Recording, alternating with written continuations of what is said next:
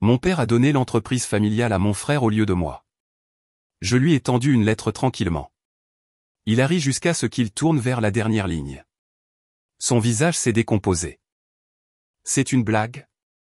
J'ai juste hoché la tête et je suis sorti. Tu as fait ton choix. Je m'appelle Clara Dubois. J'ai 34 ans.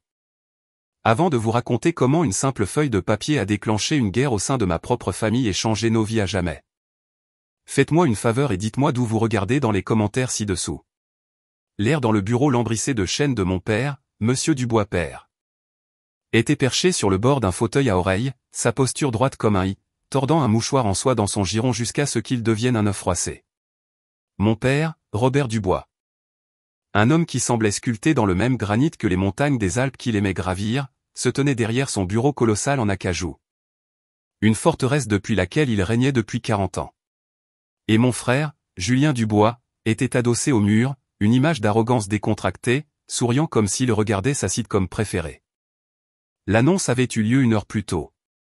C'était censé être un dîner de célébration pour la retraite de mon père. J'avais été naïf d'imaginer que c'était mon moment. 15 ans. De mon âme dans Dubois Construction. Au lieu de cela, mon père s'était levé, avait tapoté un verre de cristal avec une fourchette, et d'une voix pleine de fierté paternelle, avait nommé Julien. Mon frère Fêtard, le bébé de la fiducie, le nouveau PDG. Le trajet depuis leur maison, à Versailles, avait été un vide silencieux et rugissant. Antoine n'avait rien dit. Au siège de l'entreprise, l'endroit où j'avais pratiquement vécu pendant plus d'une décennie. Je me suis assise à mon bureau, un bureau que je réalisais maintenant n'être que des meubles empruntés. Et j'ai écrit. Maintenant, j'étais de retour dans la tanière du lion. Je n'avais pas frappé, j'étais entré directement. J'ai tendu la feuille de papier, pliée avec soin. Mon père l'a prise. Un air ennuyé et paternaliste sur le visage. Qu'est-ce que c'est, Clara? Une lettre de démission. C'est un peu dramatique, même pour toi. Dors là-dessus. Tu te sentiras différemment demain matin. Il a commencé à lire, un sourire condescendant jouant sur ses lèvres. J'ai regardé ses yeux parcourir les premières lignes. Le sourire a vacillé, remplacé par une lueur de confusion. Son front s'est plissé en continuant. Au moment où il a atteint le dernier paragraphe, la couleur rougie avait disparu de son visage, laissant une pâleur grisâtre. La main qui tenait le papier a commencé à trembler légèrement. Il m'a regardé, ses yeux écarquillés d'une horreur naissante que je n'avais jamais vue auparavant sur son visage puissant. Je n'avais pas besoin de hausser la voix. Je n'avais pas besoin de montrer la moindre émotion. Mon calme était mon arme. Je l'ai juste regardé droit dans les yeux. Tu as fait ton choix, dis-je. J'ai fait demi-tour et j'ai quitté la pièce, laissant derrière moi le cratère fumant de ma vie d'avant. Le son du halètement aigu et étranglé de ma mère fut la dernière chose que j'entendis en refermant la lourde porte en chêne derrière moi.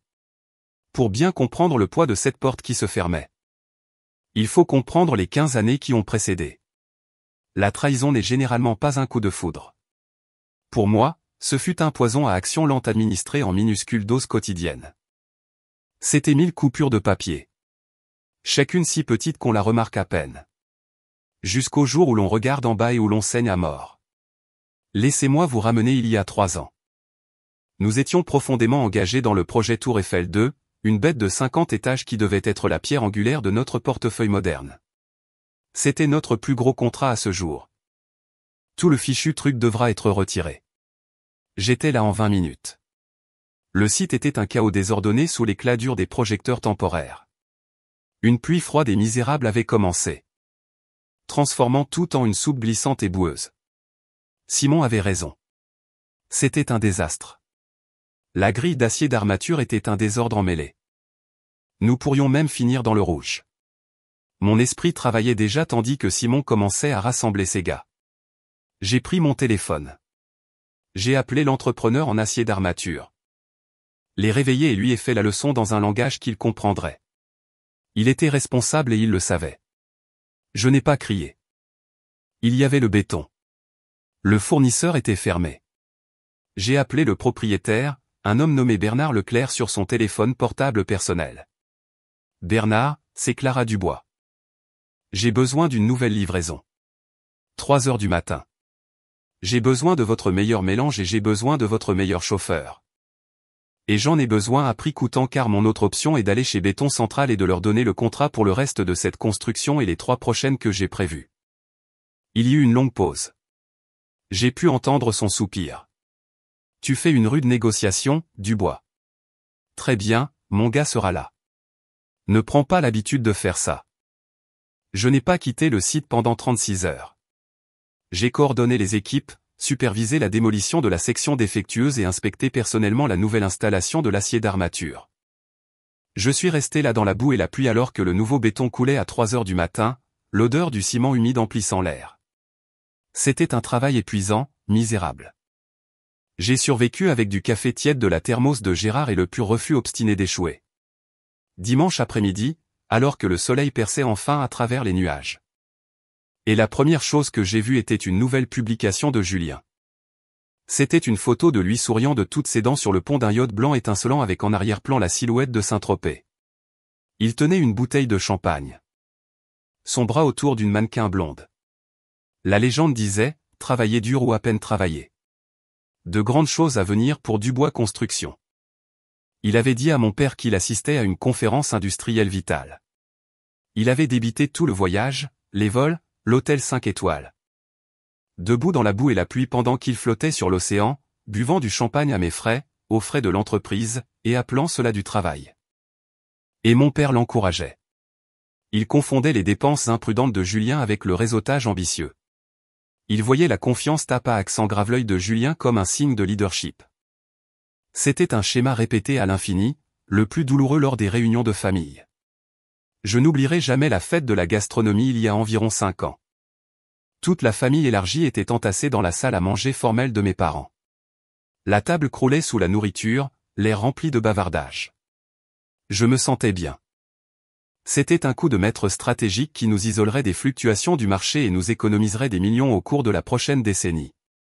C'était le genre de travail de fond discret qui ne faisait pas d'histoires excitantes mais garantissait la santé à long terme d'une entreprise.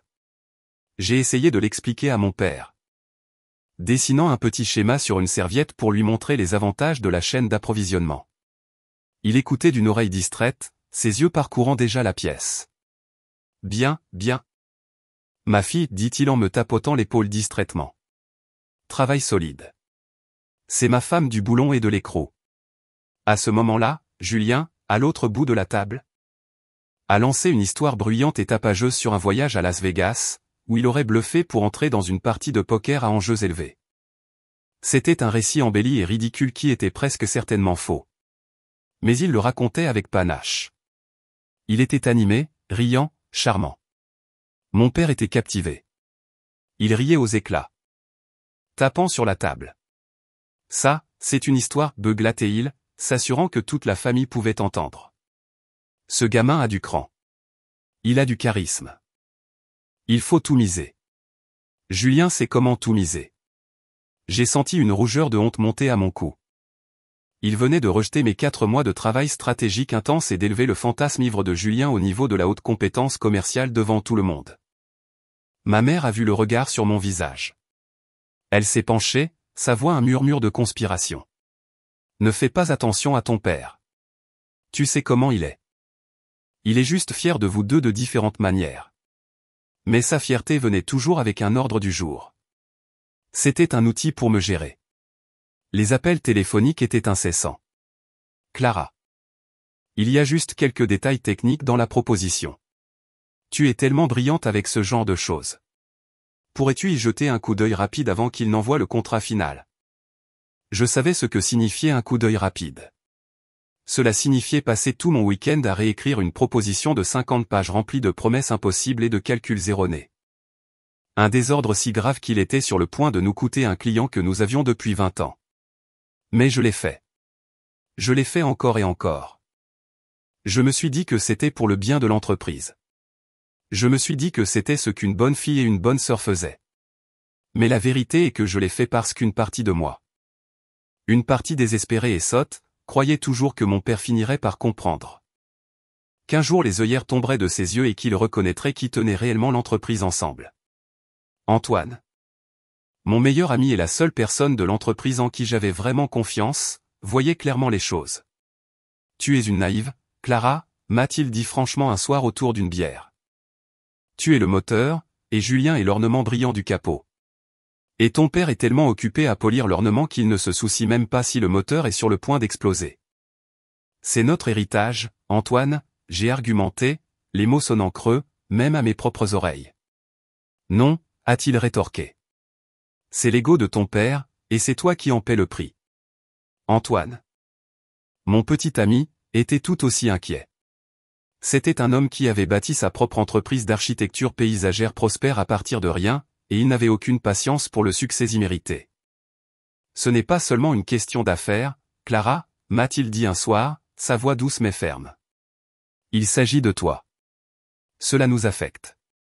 Tu es toujours stressé, toujours fatigué. Nous avons dû annuler notre voyage sur la côte le mois dernier à cause d'une urgence de Julien. Il m'a regardé, les yeux pleins de frustration silencieuse et d'amour. Quand auras-tu une vie? Quand aurons-nous une vie? Il avait raison. Le poison s'infiltrait dans tous les coins de mon monde.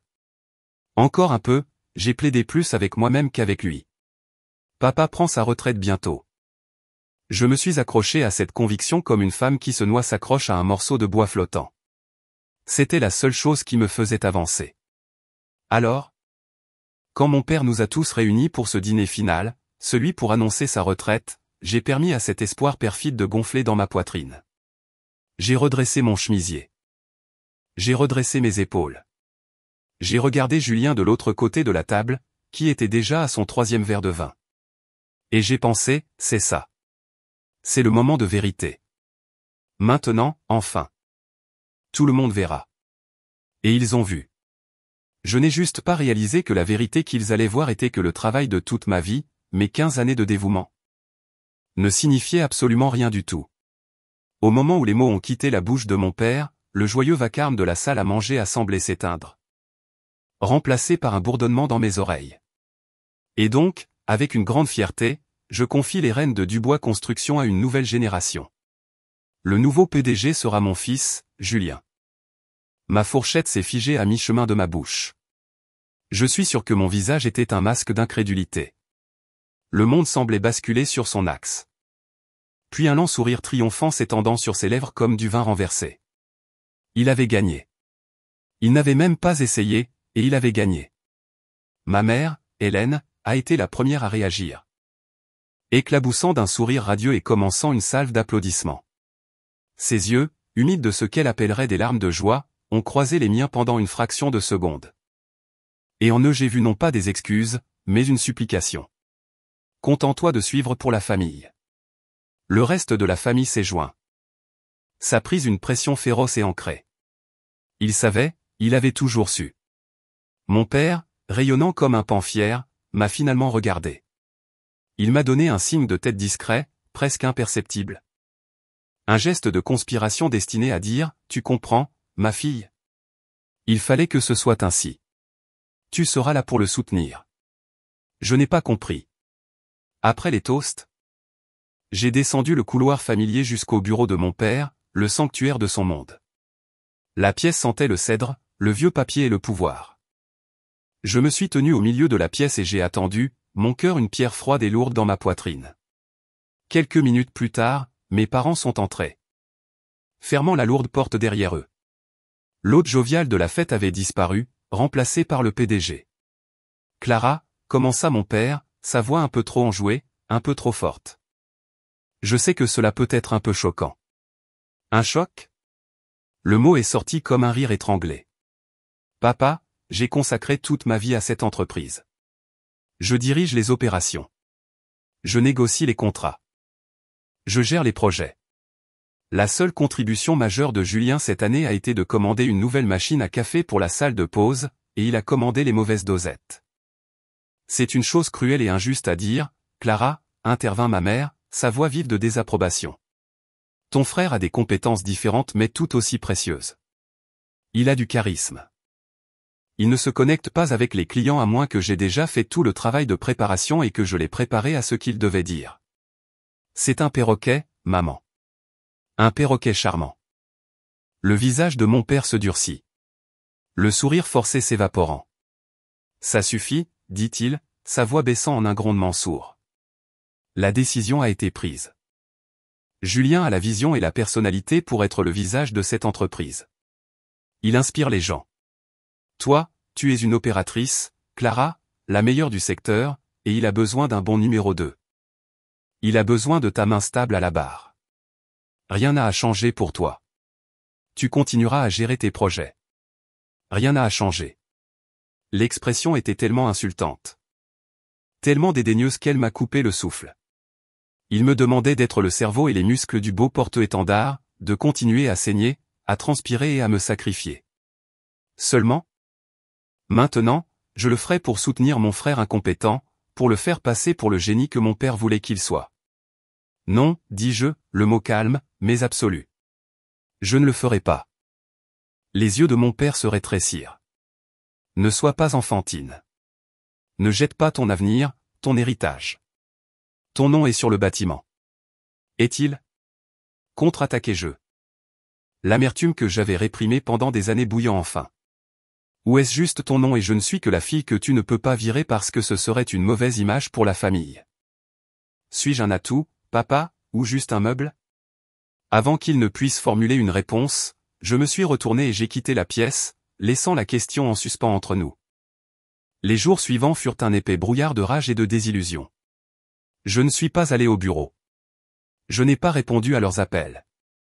J'ai marché pendant des heures dans les parcs de la ville. Les foules anonymes, un étrange réconfort. Antoine était mon roc. Il ne me pressait pas et ne me posait pas de questions. Rencontre-moi à la buvette, dit-il, la voix tendue. Dans 1 heure. Ne sois pas en retard. Il a raccroché. Il n'y avait pas de place pour la discussion. La buvette était un bar sombre et sans prétention. Le genre d'endroit où l'on pouvait être invisible. Antoine était dans un box à l'arrière, un regard sombre sur le visage. Un dossier en manille était posé sur la table entre 2 verres de bière en sueur. Que se passe-t-il, ai-je demandé en glissant sur la banquette en cuir usé. J'ai fait quelques recherches après que tu m'aies raconté ce qui s'est passé, dit-il en me poussant le dossier. J'avais une intuition.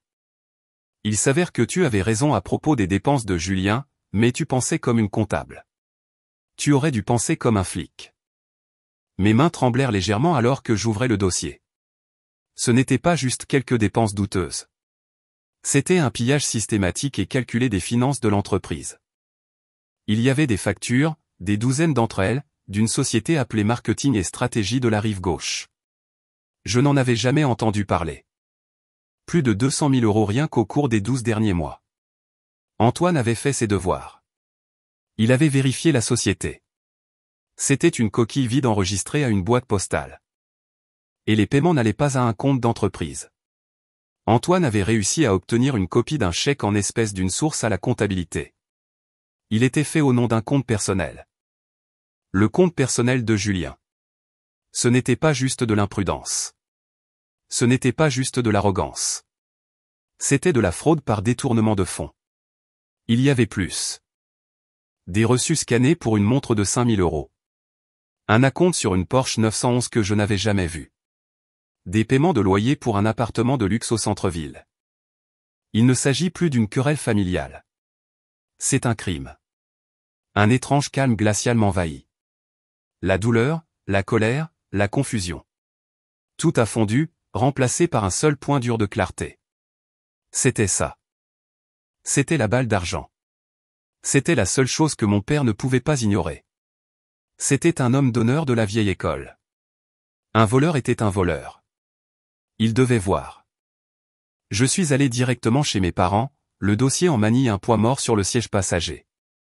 J'ai trouvé mon père dans son bureau, occupé à examiner des plans. Il a levé les yeux. Une lueur de soulagement traversant son visage. Clara, je suis contente que tu aies retrouvé la raison. Nous pouvons faire en sorte que cela fonctionne. Je n'ai rien dit. Je suis allé à son bureau et j'ai posé le dossier ouvert directement sur ses plans, en pointant les factures de marketing et stratégie de la Rive Gauche.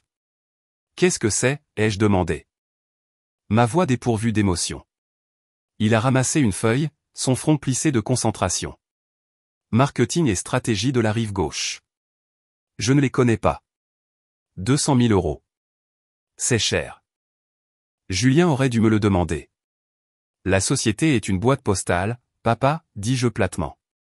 Et l'argent a été transféré directement sur le compte d'épargne personnelle de Julien. Il doit y avoir une explication, dit-il, la voix tendue. Un malentendu. C'était peut-être une prime qui n'a pas été correctement traitée. J'ai laissé échapper un rire court et sec de Disbelief. Une prime, papa. Il a fabriqué des factures d'une entreprise qui n'existe pas. C'est un voleur. Il commet une fraude. C'est un crime qui pourrait le mettre en prison et détruire la réputation de l'entreprise pour toujours.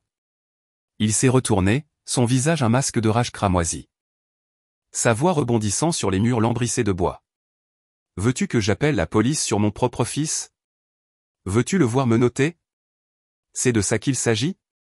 Le ruiner, ruiner cette famille? Je veux que tu vois la vérité, ai-je crié en retour, mon propre contrôle se brisant enfin en 1 million de morceaux.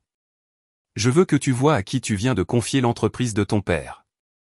Je vois très bien la vérité, a-t-il hurlé, pointant un doigt épais dans ma direction. Je vois une fille tellement consumée par la jalousie qu'elle est prête à détruire son propre frère. C'était ça. C'était le coup de grâce. Ce n'était plus seulement une trahison. C'était un assassinat de personnalité complet. Dans son esprit, pour protéger l'image fragile de son garçon d'or. Il m'avait reclassé en méchante. Je n'étais pas la fille loyale. J'étais le monstre jaloux. Le combat m'a quitté. Remplacé par un vide si profond qu'il ressemblait à un trou physique dans ma poitrine. Il ne verrait jamais. Il ne voulait pas voir. Le calme terrifiant était de retour. C'était stupide de ma part de penser que la vérité avait de l'importance pour toi. Je me suis retourné et j'ai quitté ce bureau pour la dernière fois. La route loin de la maison de mes parents fut étrangement silencieuse. Le rugissement dans ma tête s'était arrêté. La douleur était toujours là, une douleur sourde et lourde derrière mes côtes. Il avait rompu le dernier lien de devoir filial qui me liait à sa vision imparfaite. Je n'étais plus une fille essayant de gagner l'approbation de son père. J'étais une agente libre. Et cette liberté était une chose puissante et dangereuse. Je ne suis pas rentré à la maison. Je ne pouvais pas encore affronter les yeux compatissants d'Antoine. J'avais besoin de canaliser cette colère froide et nette dans quelque chose de productif. Je suis allé à mon bureau à domicile. Une pièce qui avait toujours été mon sanctuaire pour des projets parallèles et des réflexions silencieuses. Pour la première fois de ma vie d'adulte. J'ai travaillé avec une concentration que je n'avais jamais connue. Alimenté par des galons de café noir et le feu juste d'une femme qui n'avait plus rien à perdre. J'ai commencé à construire mon arme. Ce n'était pas une bombe. C'était un instrument chirurgical conçu pour extirper un cancer. J'ai créé un fichier sur mon ordinateur et je l'ai nommé simplement. Proposition de transition. Elle commençait par une évaluation brutale et honnête de Dubois Construction. Je connaissais ses secrets mieux que quiconque. J'ai détaillé ses inefficacités opérationnelles, le logiciel de gestion de projets obsolète que mon père refusait de mettre à niveau. La dépendance dangereuse à l'égard d'une poignée de clients historiques, les frais généraux gonflés par les dépenses de marketing exorbitantes de Julien, et les salaires de ses amis inutiles. C'était une autopsie clinique d'une entreprise mourante. La deuxième section était la vision. C'était un plan d'affaires complet pour un nouveau type d'entreprise de construction. Agile. Technologiquement avancé et impitoyablement efficace. J'ai esquissé une stratégie basée sur la diversification, les appels d'offres agressifs sur des projets avant-gardistes et une structure d'entreprise plate. J'ai détaillé une culture d'entreprise construite sur une seule idée radicale, la méritocratie. Les meilleures idées gagneraient, quelle que soit leur origine. Une équipe légère d'acteurs éprouvés. J'ai écrit leurs noms. Antoine Moreau, directeur des opérations. Sophie Lambert, la responsable de la comptabilité, aussi affûtée qu'une lame. Comme directrice financière. Simon, le vétéran du site, comme chef de la gestion du site. C'étaient les piliers de l'ancienne entreprise, les gens qui faisaient vraiment le travail. Leur loyauté n'était pas envers le nom Dubois sur le panneau. Elle était envers la qualité du travail, envers les normes que je m'étais toujours battu pour maintenir. La dernière section était le coup de grâce. C'était une analyse de risque détaillée. Une prévision financière de ce qui arriverait à Dubois Construction 6 mois et le personnel clé que j'avais listé partions soudainement. Les projections n'étaient pas émotionnelles. C'étaient des chiffres froids et durs. Les projets clés comme la Tour Eiffel 2 s'arrêteraient immédiatement sans ma supervision et mes relations. Avec le départ d'Antoine. L'entreprise dans laquelle mon grand-père avait investi sa vie serait insolvable. Ce n'était pas une menace. C'était un diagnostic. Une fois la proposition terminée, j'ai programmé 2 réunions critiques pour le lendemain. La première était avec Émilie Leclerc, la femme d'Antoine. Émilie était l'une des avocates d'affaires les plus brillantes de la ville. Je lui ai tout exposé dans son bureau stérile au mur de verre, le drame familial, les preuves de détournement de fonds, et ma proposition de transition. Elle a écouté sans interruption. Mais c'est aussi une mine terrestre, dit-elle, sa voix nette et précise. Si vous utilisez cela pour les menacer explicitement, pour dire « Donnez-moi l'entreprise où j'expose Julien », c'est du chantage. C'est illégal, et cela fait de vous la mauvaise personne. Elle a fait une pause, puis a continué, ses lèvres se retroussant en un léger sourire. La clause de non-concurrence est mal rédigée, dit-elle en se tournant vers la section pertinente. Elle vous empêche de fonder une entité directement concurrente pendant 12 mois. J'ai quitté son bureau en me sentant non seulement en colère, mais armé. Ma deuxième réunion était la plus importante. C'était avec Thierry Martin, le PDG de notre plus gros client. Nous nous sommes rencontrés pour un cognac au bar feutré en acajou du hôtel Crillon. Je n'ai pas perdu de temps avec les mondanités. Thierry, je dois vous parler franchement, ai-je commencé. Je vais quitter Dubois Construction. Il n'a pas bronché. Il a juste fait tournoyer le liquide ambré dans son verre, la glace tintant doucement. Je ne peux pas dire que je suis surprise, Clara. J'ai été surprise quand votre père a fait cette annonce. Le garçon est un imbécile. Il l'a toujours été. Mon cœur a commencé à battre contre mes côtes. C'était ça. Je ne pars pas seulement, Thierry. Dis-je en me penchant légèrement. J'ai un plan. Un plan pour assurer que les projets que nous avons ensemble et tous les futurs projets continuent sans la moindre interruption sous une direction éprouvée et stable. Mais cela demanderait un acte de foi. Cela nécessiterait que vous déplaciez votre portefeuille de Dubois Construction. Je ne lui ai pas montré la proposition. Je n'avais pas besoin d'entrer dans les détails. Je lui ai vendu la vision. Je lui ai vendu un partenariat nouveau et plus efficace. Je lui ai vendu une équipe dirigée par moi, Antoine. Et les autres acteurs clés qu'il connaissait et à qui il faisait déjà confiance. Je lui demandais de parier sur le jockey, pas sur le cheval. Il a écouté attentivement, son regard fixé sur le mien. Quand j'ai fini, il est resté silencieux pendant une bonne minute, fixant son verre comme si l'avenir y tourbillonnait. Ma confiance a commencé à ressembler à une maison de cartes dans un ouragan. Finalement, il a levé les yeux, ses yeux vifs et clairs. Clara, dit-il, sa voix un grondement grave. Je suis dans ce jeu depuis 40 ans. J'ai vu des dizaines d'entreprises familiales imploser. Elles pourrissent presque toujours de l'intérieur. Il a pris une autre langue gorgée. Tu ne m'as jamais menti. Tu n'as jamais manqué une échéance sans me prévenir bien à l'avance. Tu as toujours livré. Et quand tu seras en position de me faire une proposition formelle, tu m'appelleras. Je serai prêt à écouter. Il s'est levé, a posé une main lourde sur mon épaule et l'a serré fermement. Ce n'était pas juste un geste. C'était un transfert de pouvoir. Bonne chance, ma fille, dit-il. On dirait que tu vas te faire la tienne. Ce n'était pas un contrat légalement contraignant. Mais c'était plus précieux. C'était un feu vert de l'homme dont le soutien pouvait faire ou défaire tout mon plan. Cette nuit-là, je suis rentré chez moi et j'ai tout expliqué à Antoine. Toute la saga LED, la proposition, les réunions, l'avenir dans lequel je m'apprêtais à me lancer, seul si nécessaire. Il a écouté chaque mot. Son expression passant de la colère pour moi à une fierté féroce et silencieuse. Quand j'ai eu fini, il a simplement enroulé ses bras autour de ma taille et m'a serré fort. Il était temps, Clara. A-t-il murmuré. Il était temps que tu te bats pour toi. Plus tard dans la nuit, je me suis assise à mon bureau une dernière fois. Il était temps d'arrêter de planifier et de commencer à agir. J'ai écrit une lettre. Elle était très courte, très formelle, et c'était la mèche. C'est la partie de l'histoire que vous attendez. C'est là que la longue combustion lente s'enflamme enfin en un incendie total. Le lendemain matin était un samedi frais et clair. Le genre de belle journée d'automne qui semblait complètement en décalage avec la laideur que j'étais sur le point de déclencher. Je suis allé chez mes parents, la maison où j'ai grandi. Et j'ai franchi la porte d'entrée sans frapper.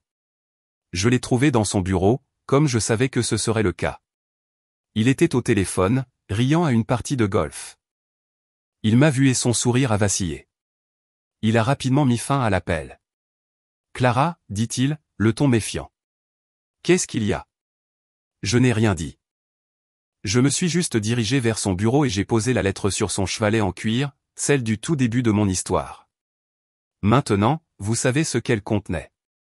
Ce n'était pas une démission. Ce n'était pas une supplication émotionnelle. C'était une manœuvre d'entreprise aussi froide et dure que l'acier. Elle disait, Robert, conformément à l'article 3. La réunion doit avoir lieu demain, dimanche, à 10 h dans la salle du conseil du bureau principal. Le seul point à l'ordre du jour sera un vote de méfiance envers la direction actuelle et une discussion concernant l'avenir immédiat de l'entreprise.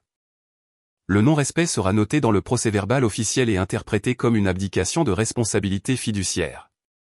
Sincèrement, Clara Dubois. C'est pourquoi son visage s'était décoloré. C'est pourquoi sa main avait tremblé. Ce n'était pas une fille faisant une crise. C'était une actionnaire, une administratrice exerçant ses droits légaux. Je revenais avec un bélier pour faire tomber les murs du château. Le lendemain matin. L'atmosphère dans la salle du conseil du 3e étage était si tendue qu'on pouvait goûter l'électricité statique dans l'air. Elle ressemblait à une cage. Ma mère était là, son visage un masque de fureur pâle, ses yeux lançant des dagues de glace sur moi. Mon oncle David Dubois et ma tante Carole Dubois, qui étaient des actionnaires mineurs et détestaient les conflits, étaient recroquevillés ensemble, ressemblant à s'ils souhaitaient que le sol les engloutisse.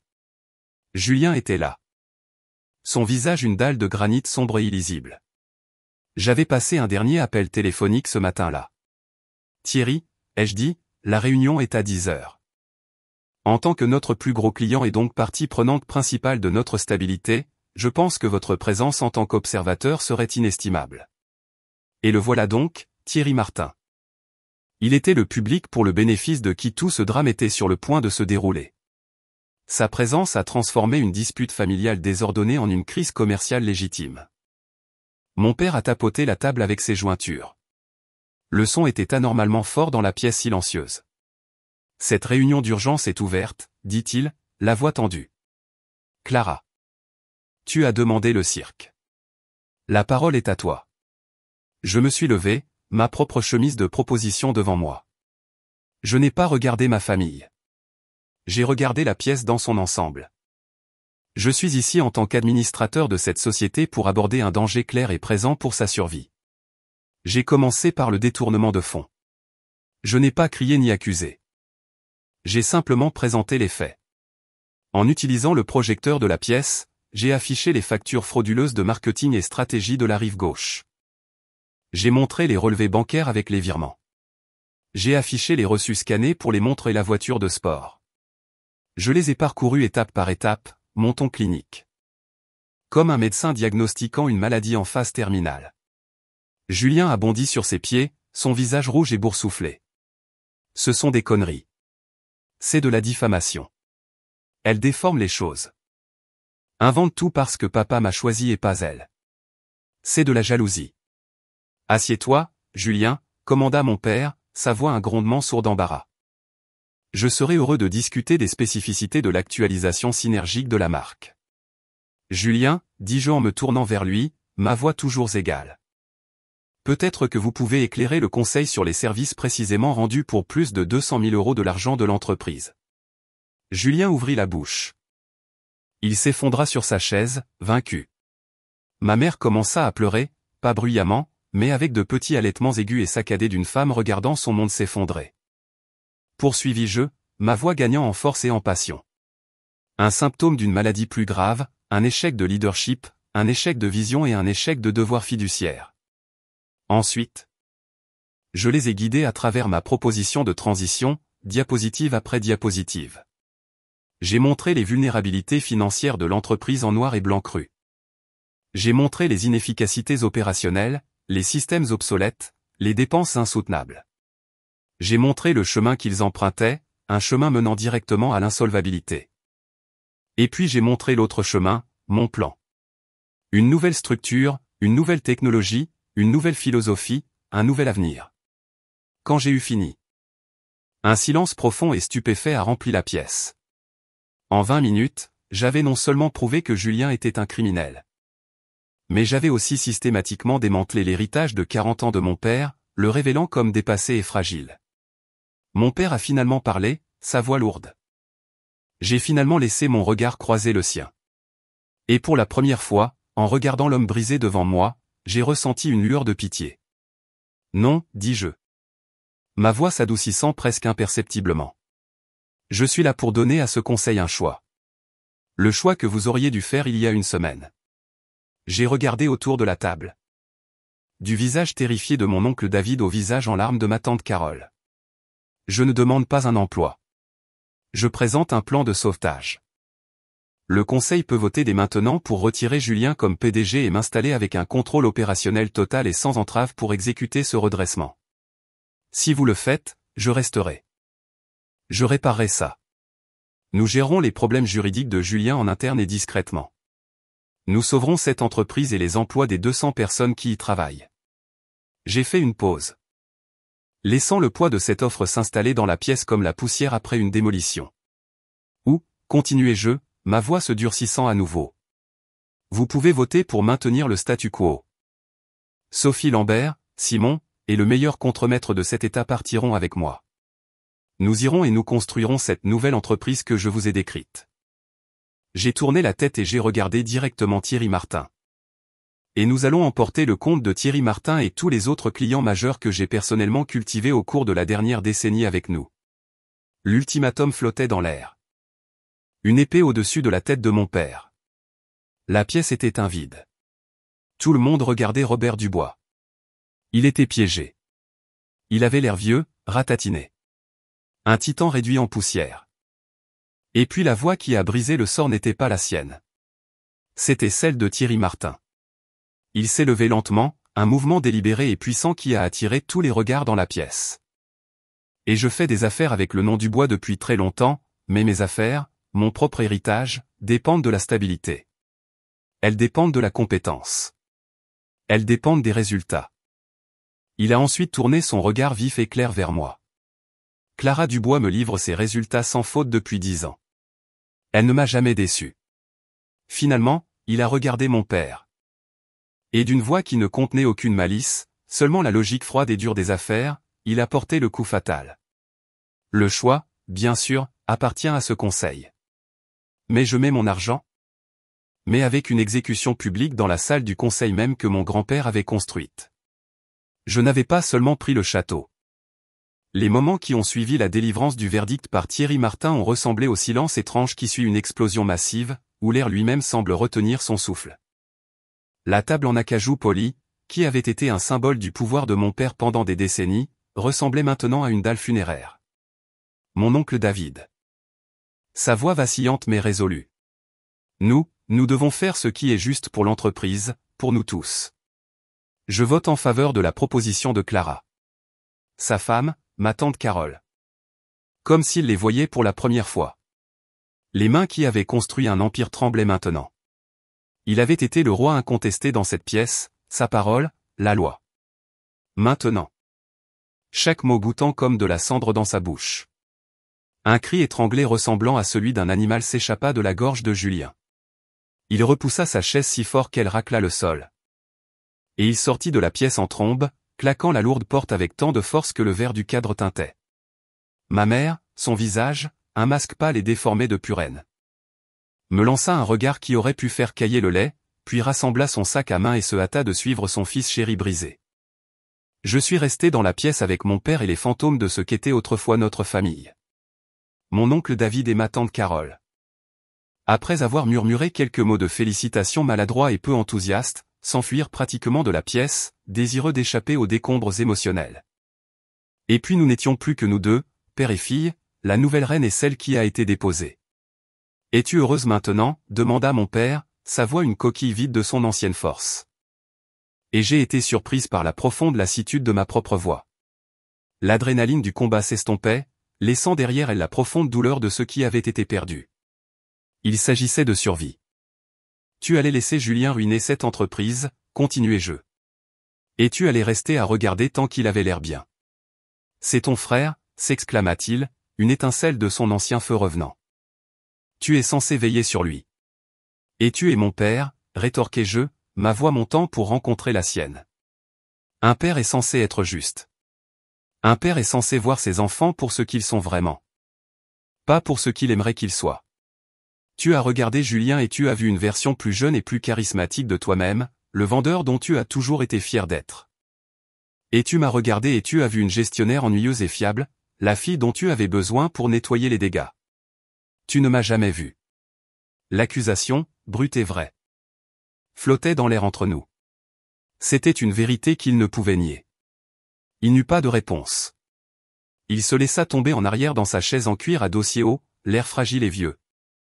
Un étranger dans son propre royaume. La confrontation la plus difficile, cependant, restait à venir. Plus tard ce soir-là, je suis retourné à la maison familiale. Mes prières n'ont pas été exaucées. Ma mère m'attendait en bas de l'escalier principal. Les bras croisés, le corps aussi rigide qu'une statue. Son visage était boursouflé par les pleurs. Mais ses yeux étaient durs et froids. « Je ne peux même pas te regarder, dit-elle, sa voix basse et tremblante de venin. Après tout ce que cette famille a fait pour toi, les opportunités, le soutien. Le soutien. Je me suis arrêté dans les escaliers, une boîte de vieux manuels universitaires dans les bras. Maman, de quel soutien parles-tu? Qui appeliez-vous? Chaque fois qu'un projet était sur le point de dérailler, quel week-end était sacrifié? Nous sommes une famille, cria-t-elle, la voix brisée, l'hystérie commençant à bouillonner. Et les familles sont censées se protéger. Tu es censé protéger ton frère. Il est sensible. Tu l'as détruit. Et à cet instant, dans sa logique tordue, j'ai finalement compris sa motivation profonde. Ma voix était calme, mais elle semblait trancher sa tempête émotionnelle. Tu veux un système solaire avec toi comme soleil. Tu as continué à m'utiliser pour permettre à Julien. Non pas parce que tu pensais qu'il en était capable, mais parce que tu savais qu'il était faible. Tu avais peur que sans l'entreprise et l'argent de la famille pour le soutenir, il soit perdu. Et tu avais tout autant peur de moi. Elle me regardait, sa bouche s'ouvrant et se fermant comme un poisson, aucun son ne sortant. Et que tu n'en serais pas le centre. Alors tu as essayé de nous enchaîner tous les deux ici. Tu as essayé d'enchaîner Julien par ton indulgence. Et tu as essayé de m'enchaîner par la culpabilité et un sentiment de devoir. Ton amour, ce n'était pas un cadeau, maman. C'était une laisse. La dure vérité des mots l'a réduite au silence. Ma voix lourde de finalité. Et je ne suis pas la gardienne de Julien. Cette partie de ma vie est terminée. J'ai ramassé ma boîte de livres. J'ai une entreprise à diriger. Il faudra tout ce que j'ai pour la sauver des dégâts que vous, papa et Julien, avez causés. Je savais que si je le faisais, ses larmes, sa culpabilité, son amour tordu pourraient bien me retenir. Cette fois, la coupure devait être nette. C'était la seule façon pour que nous ayons tous une chance de guérir. Les 6 mois qui suivirent furent une éducation éprouvante sur ce que signifie vraiment diriger. Ce furent sans aucun doute les mois les plus difficiles et les plus profondément gratifiants de ma vie. Prendre la barre de Dubois Construction ne ressemblait en rien à une victoire triomphale. Comme certains pourraient l'imaginer. C'était plutôt comme être nommé capitaine d'un navire qui prenait déjà l'eau avec un équipage sceptique et une tempête à l'horizon. J'ai immédiatement commencé le processus de rebranding, changeant le nom en Dubois et Associés. Le B associé était crucial. C'était un signal, tant en interne qu'en externe. Qui était devenu stagnante et cynique sous le règne de mon père et carrément toxique pendant le bref mandat chaotique de Julien. J'ai découvert des départements gonflés par les amis non qualifiés de Julien. Des gens qui touchaient des salaires pour ne pratiquement rien faire. Il y avait des processus anciens et inefficaces institutionnalisés simplement parce que c'est comme ça qu'on a toujours fait. Et puis il y avait l'élément humain, la résistance. Ce n'était pas ouvert. C'était dans les murmures silencieux près de la machine à café. Les regards de ressentiment des employés plus âgés qui avaient été loyaux à mon père pendant des décennies. À leurs yeux. Je n'étais pas une sauveuse. J'étais une traîtresse. Gagner leur confiance fut ma première et plus importante tâche. Je ne l'ai pas fait avec de grands discours ou des gestes tape à accent grave-l'œil. Mon père avait raison sur une chose.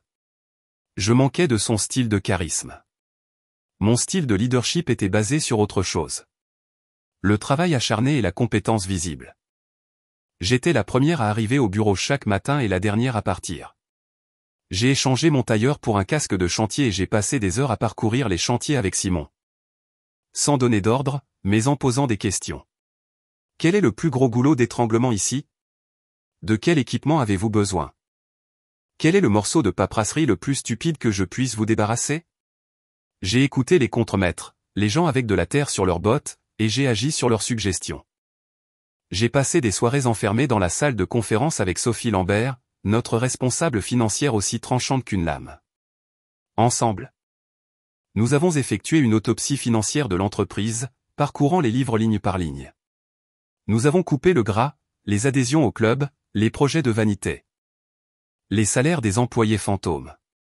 Nous avons réorienté ce capital là où il était nécessaire. Nouveaux équipements, meilleurs équipements de sécurité. Et augmentation pour notre personnel le moins bien payé et les plus performants. Antoine et moi avons enfin mis en œuvre le logiciel de gestion de projet de pointe que j'implorais mon père d'investir depuis des années. La transition fut douloureuse. Les gens se plaignaient. L'entreprise était financièrement saine. Mais le plus grand changement que j'ai apporté fut l'institution d'un programme de partage des bénéfices à l'échelle de l'entreprise. Quand l'entreprise gagne, tout le monde gagne. L'atmosphère a commencé à changer lentement, puis avec une réelle dynamique, d'un cynisme installé à un engagement prudent, puis sincère. Les gens ont recommencé à s'en soucier.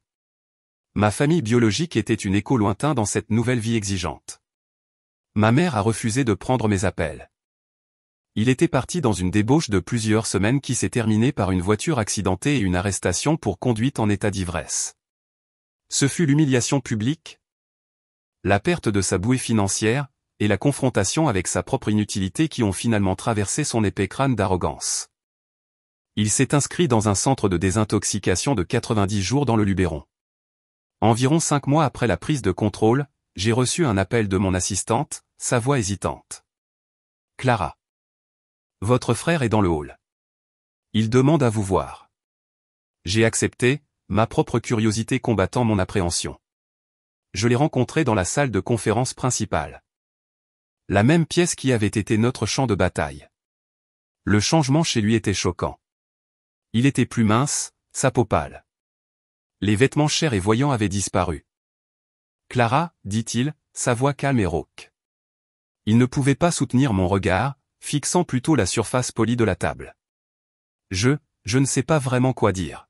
« Tu n'as pas à dire quoi que ce soit, Julien, dis-je, gardant ma propre voix neutre. »« Non, je dois le faire, insista-t-il, se forçant finalement à me regarder. Chaque fois que tu réussissais quelque chose, j'avais l'impression que cela mettait en évidence mes propres échecs. Alors, j'ai essayé de te rendre plus petit. J'ai essayé de te démolir. » Il secoua la tête, un air de dégoût de soi sur son visage. J'étais un trou noir. Je voulais juste tout aspirer avec moi. Je suis restée silencieuse, le laissant assumer le moment. Ce n'était pas pour moi. C'était pour lui. « Qu'est-ce que tu veux, Julien ?» ai-je finalement demandé. « Une chance, dit-il, sa voix à peine un murmure. Une chance de travailler. J'ai besoin d'apprendre à construire une chose dans ma vie au lieu de casser tout ce que je touche. » L'ancienne Clara aurait été méfiante. Mais en regardant l'homme brisé et humilié devant moi, j'ai vu une lueur de quelque chose de nouveau. La sincérité. L'équipe de Simon a un poste d'ouvrier général sur le nouveau site du centre-ville, dis-je. Le salaire est de 18 € de l'heure. Le travail commence à 6 heures. C'est un travail physique intense, et tu ne recevras aucun traitement de faveur. Tu seras juste un gars de plus dans l'équipe. Si tu es en retard d'1 minute, Simon te dénichera. Es-tu sûr de vouloir ça? Une lueur de soulagement profond et non filtré passa sur son visage. Oui, dit-il. Merci. Le dernier pilier de ma vieille vie est tombé en place un mois plus tard. Mon père a appelé et m'a demandé de déjeuner. Nous nous sommes rencontrés dans une simple dînette. Nous avons mangé en silence pendant un moment, le bruit des couverts remplissant l'espace entre nous. Les rapports de participation aux bénéfices sont sortis, dit-il finalement, fixant sa tasse de café. C'est une bonne idée, Clara. Une très bonne idée, quelque chose que j'aurais dû faire il y a 20 ans. Ça aide, ai-je dit simplement. Il a posé sa cuillère et m'a regardé. Son regard direct est rempli d'une profonde hélas tristesse. Je me suis trompé, dit-il. Les 3 mots sortant comme s'ils étaient des objets lourds et rouillés qu'il devait remonter du fond d'un puits. J'étais tellement occupé à essayer de retrouver ma propre jeunesse. Me voyant dans l'arrogance de Julien, que j'ai oublié ce qu'est réellement le leadership. Il ne s'agit pas d'être le plus charmant de la pièce. Il s'agit d'être celui qui reste toute la nuit pour réparer les fondations. C'est la main stable. C'est le travail acharné. Il a pris une respiration tremblante. J'ai passé des années à essayer de faire de toi une version de moi-même. J'ai échoué à voir que tu étais déjà une version de ton grand-père, Albert Dubois, une meilleure version. J'étais tellement occupé à chercher un reflet. J'ai manqué le véritable héritage qui se tenait juste devant moi. C'était la validation que j'avais recherchée toute ma vie. Et quand elle est finalement venue, elle n'a pas ressemblé à une victoire triomphale. Elle a ressemblé à une armistice, une fin calme, triste et nécessaire à une très longue guerre. Nous ne pourrions jamais revenir à ce que nous étions.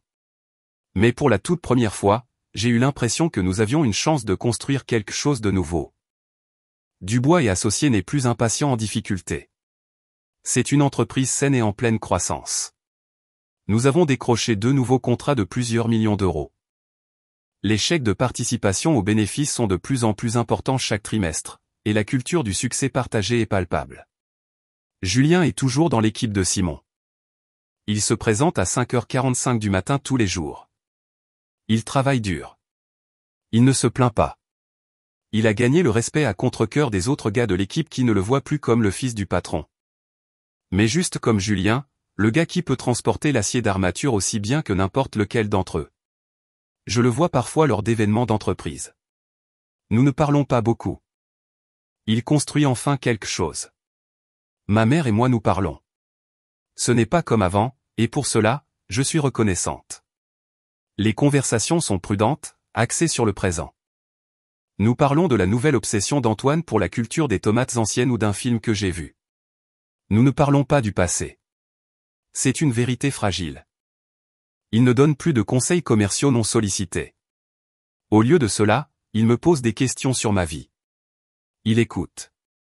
Dans sa vieillesse, il apprend enfin à être un père.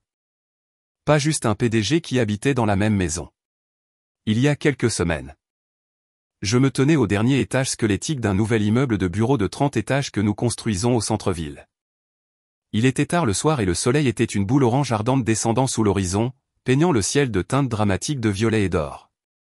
En dessous de moi, les lumières de la ville commençaient à scintiller, une galaxie tentaculaire d'efforts humains.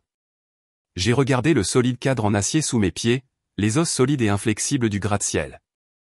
Et j'ai pensé à ce mot qui m'avait hanté si longtemps, l'héritage. Pendant la majeure partie de ma vie, j'ai cru que l'héritage était une chose que l'on héritait. C'est dans la confiance que vous gagnez par vos actions, pas par vos mots. C'est dans la satisfaction tranquille de regarder quelque chose que vous avez créé de votre propre esprit, de votre propre intégrité, et de vos propres mains. Et savoir que c'est solide, c'est vrai, et c'est incontestablement le vôtre. Je n'ai pas gagné une entreprise. Je n'ai pas perdu une famille. J'ai simplement combattu pour le droit de construire ma propre vie selon mes propres termes. Et ce faisant, j'ai appris que la fondation la plus importante que vous puissiez jamais construire est celle en vous-même. Une fondation de valeurs personnelles, que personne ne pourra jamais vous enlever. Merci d'avoir écouté mon histoire. J'espère qu'elle vous a touché d'une manière ou d'une autre. Vous êtes-vous déjà retrouvé dans une situation où vous avez dû vous battre pour votre propre valeur contre les personnes qui étaient censées vous soutenir le plus? Et partagez votre histoire dans les commentaires ci-dessous. Je les lis tous.